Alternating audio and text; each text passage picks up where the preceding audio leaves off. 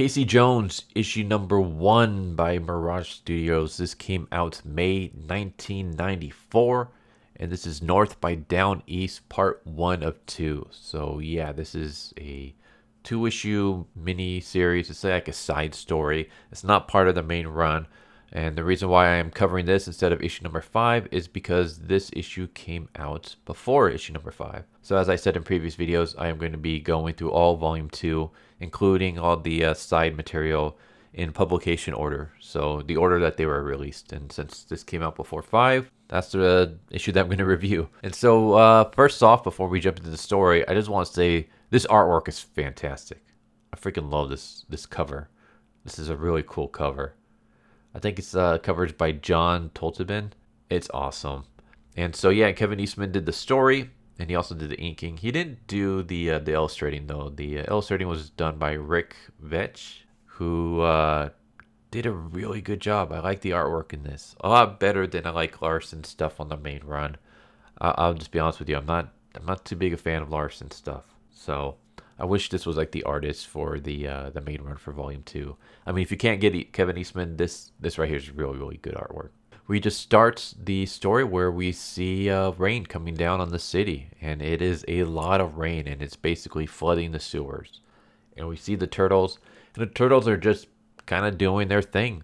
They're working out, they're reading magazines, they are sharpening their weapons, they're working on the computer, just their regular Foot Clan fighting stuff.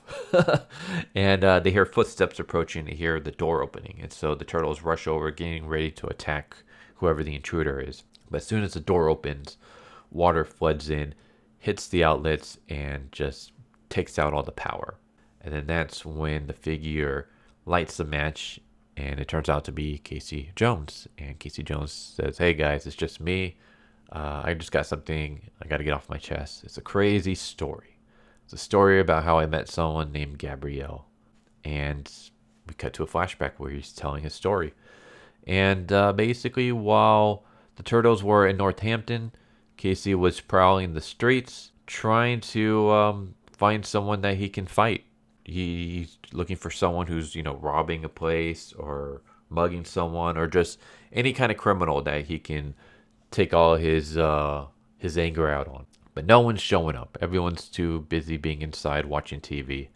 But that's when Casey gets his lucky break. And speaking of breaks, he hears the breaking of glass, and he spots a group of crackheads trying to rob a giant lobster tank filled with lobsters. And so, yeah, the crackheads basically think that not only are they robbing a lobster tank, but they're robbing it from the 3rd story. So they have to carry it down the stairs, down the metal stairs that you see on the sides of buildings. And they basically think like, hey, we can rob this lobster tank with all these lobsters inside, and then we can sell these lobsters to rich people, and then we can use that money to buy drugs. And yeah, that's when Casey gets involved, and he just basically beats the crap out of all of them. So he just fights them, easily beats them all up, and grabs one of the lobsters. He's like, all right, sweet. Like, I just got my workout in, and now I can go home and have a lobster dinner. And that's when he gets hit from behind. And when he wakes up, he feels tentacles on him, and he sees these like blue-looking men. And at first I was thinking, are these the blue aliens that were injecting Leonardo in a previous issue? But no, these are not them. These are a different kind of blue people. And so this blue man group starts attacking Casey, and Casey fights back. I think he kills one of them. He uses like the skiing pike. I don't know what those things are called. And he stabs one of them in the chest. And he starts fighting all the others when he hears the theme for Dragnet playing in the nearby building. And he turns his focus on that. And that's when they hit him in the back of the head with the cinder block and knock him out. And when he wakes up, he's underwater. And the blue creatures are dragging him under the water. They are trying to find this thing called the Royal Row. And I guess they think that maybe Casey can help them with that. But at first, they're like kind of fascinated with him. They think that like his clothing and his mask and stuff is like a shell that he's wearing. So they kind of want to take it off to see what he looks like underneath. So they start trying to like rip off his gear when he's able to make a break for it. And he tries to grab his gear back when one of the blue men just like shove him away. And he gets flushed out of this giant shell. It looks like a giant snail shell. And he's still underwater. And he's trying to get to the surface, but he gets tangled up in these ropes and he passes out. And then when he wakes up again, he's inside this fishing boat. And there's this fisherman who hauls him in and wakes him up by putting a dead fish under his nose and making him smell it. And then the fisherman pulls off their fishing coat to reveal a sexy woman. And her name is Gabby.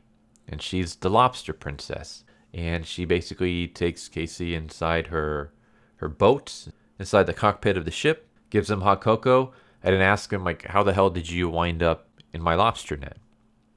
And he explains everything that went down. And then she says, oh, you must be talking about the Molocostra. And she shares the history of them. And that apparently they're a race of like lobsters from the planet Neptune. And they ended up getting cursed. And now they believe that if they find the Royal Roe, the Royal Roe will be able to break the curse. And that's how the issue ends. So yeah, that was a really weird story. Casey Jones fights off some crackheads trying to rob a lobster tank. Ends up getting attacked by humanoid lobster creatures from Neptune who are trying to find the Royal Roe so they can break their curse. Then he gets saved by a sexy lobster fisherwoman, and that's how it ends. So the next issue is gonna obviously conclude the story. But yeah, this was just like one of those crazy, what the hell was Kevin Eastman on when he came up with this idea for this story? But it's entertaining. I will give it that. Like, I was not expecting humanoid lobsters from Neptune and fishermen being sexy women, being a sexy woman in a bikini and smoking a pipe and just all this craziness going down. But it was good. I liked it. It was entertaining. The writing itself is really good, just like the dialogue, because it's Casey telling a story, and just the dialogue of him as he's telling a story, like the descriptions and stuff that he uses, is just, I love it. It's really just good and gritty, and the artwork is just fantastic, and even the coloring and the shading, the way it's all done, it just has like this gritty look to it. It's great. I love it. This is why I love like the Ninja Turtle comics. It's because of stuff like this. This was awesome. I actually like this way more than any of the stuff that I read from the main issue for Volume 2 so far. Of everything I've read from Volume 2, this would be my favorite issue so far, which I guess says a lot about Volume 2. But yeah, there you go. There's Casey Jones, issue number 1 by Mirage Studios. Came out May 1994. And yeah, this was North by Downeast, part 1 of 2. Hope you enjoyed. Hope to see you next time. Take care. Later.